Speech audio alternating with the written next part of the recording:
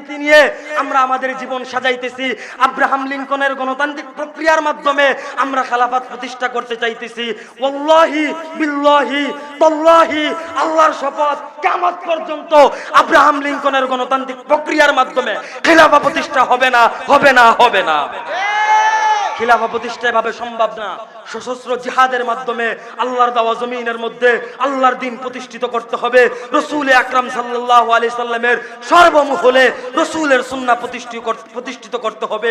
শুধু আমার দেহের মধ্যে নয়, শুধু আমার পরিবারের মধ্যে নয়, শুধু আমার ফ্যামিলির মধ্যে নয়, শুধু আমার ঘরের মধ্যে নয়, শুধু আমার সমাজের মধ্যে নয়, শুধু আমার গ্রামের মধ্যে নয়, শুধু আমার উপজেলার মধ্যে নয়, শুধু আমার জেলার মধ্যে নয়, শুধু আমার বিভাগের মধ্যে নয়, প্রত্যেকটা জায়গার মধ্যে রাসূলের সুন্নাত প্রতিষ্ঠিত। যখন আমরা প্রত্যেকটা জায়গার ভিতরে রাসূলের সুন্নাত প্রতিষ্ঠিত করতে পারবো, তখন বেঈমানরা, নাস্তিক, মুরতাদরা আমার রাসূলকে নিয়ে